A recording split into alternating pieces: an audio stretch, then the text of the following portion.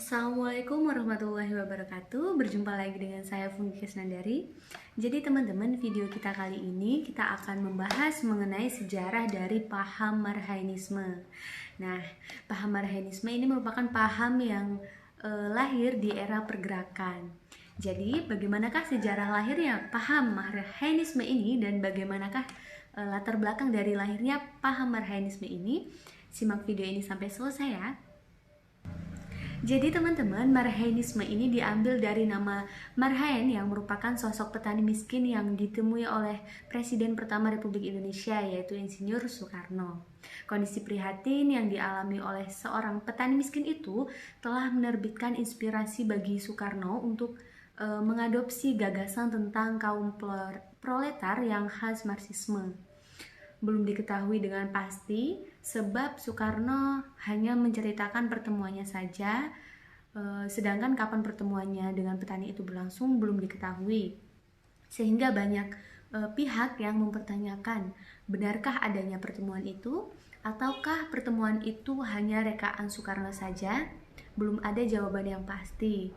Namun demikian, dalam Penyambung Lidah Rakyat, ia bercerita mengenai pertemuan itu terjadi di Bandung Selatan yang daerah persawahannya itu terhampar luas. Ia menemui seorang petani yang menggarap sawahnya dan menanyakan atas kepemilikan dari hasil sawah itu. Yang ia temukan adalah bahwa walaupun sawah, bajak, cangkul, ataupun alat-alat yang digunakan untuk bertani itu adalah kepunyaannya sendiri dan ia pun mengerjakannya sendiri, namun hasil yang didapat itu tidak pernah cukup untuk mencukupi kebutuhan istri dan keempat anaknya. Petani itu bernama Marhain. Namun yang jelas Soekarno mengembangkan gagasan sentral Marhainisme, jelas-jelas ini bersumber dari paham Marxisme. Bahkan banyak yang menyatakan bahwa Marhainisme ini merupakan Marxisme yang diterapkan di Indonesia. Sejak 1932, ideologi Marhainisme ini telah mewarnai wacana politik di Indonesia. Pada Juli 1927, ia mendirikan PNI di mana Marhainisme ini menjadi asas dan ideologi partai di tahun 1930-an. Dalam bukunya yang berjudul Indonesia Menggugat, Soekarno sangat menekankan pentingnya penggalangan massa untuk sebuah pergerakan ideologis. Menurut penafsiran Sultan Syahrir, Marhainisme sangat jelas menekankan pengumpulan massa dalam jumlah besar. Untuk ini, dibutuhkan dua prinsip gerakan yang kelak dapat dijadikan pedoman dalam sepak terjang kaum Marhainis ini. Nah, sehingga ditemukanlah dua prinsip Marhainisme, yakni sosionasionalisme dan sosiodemokrasi.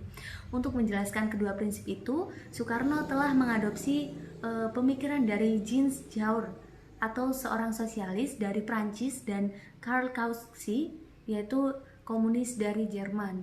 Nah, ajaran Jaurès yang melawan sistem demokrasi parlementer ini digunakan oleh Soekarno untuk mengembangkan sikap para Marhainis yang wajib taat pada pemimpin revolusi tanpa boleh banyak bertanya soal yang pelik dalam bidang politik.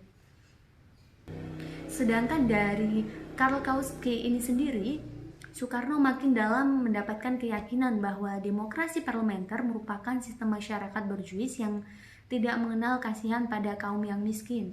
Bahkan di dalam bukunya yang berjudul Di Bawah Bendera Revolusi, Soekarno benar-benar terpengaruh oleh Kautsky dengan menyatakan bahwa seseorang tidak perlu untuk menjadi komunis jika hanya ingin mencermati demokrasi sebagai benar-benar produk masyarakat borjuis.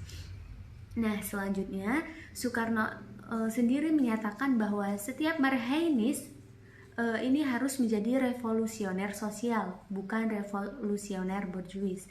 Dan sosok itu dijuluki Soekarno sebagai sosionasionalisme atau nasionalisme Marhainis. Namun, pada tanggal 26 November 1932, tepatnya di Yogyakarta, Soekarno menandaskan bahwa Partai Indonesia di mana ia berkumpul tidak menginginkan adanya pertarungan kelas. Di sini jelas Soekarno memperlihatkan awal watak anti demokrasinya dan hendak menafikan keberadaan pertarungan kelas sebagai tak terpisahkan untuk memperjuangkan kelas lemah yang bertindas. Kediktatoran Soekarno juga mulai terlihat sejak konsep dari Marhaenisme ini berusaha diwujudkannya menjadi ideologi partai.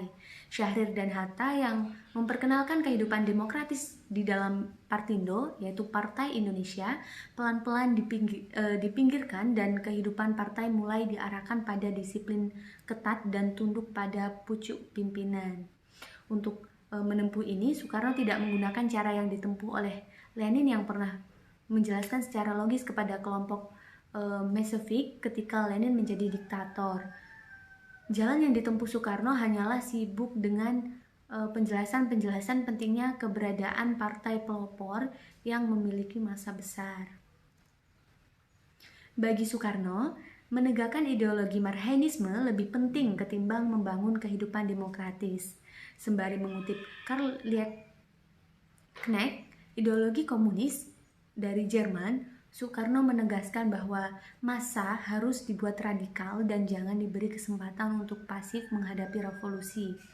Meski kelak sesudah kemerdekaan tercapai, penganut Marhaenisme cenderung bergabung dengan Partai Murba. Namun, Marhaenisme ini lebih menyepakati tafsiran Tan Malaka tentang Marhaenisme. Nah, baiklah, itu saja yang dapat saya sampaikan mengenai paham Marhaenisme. Semoga dapat menambah wawasan dari teman-teman semuanya.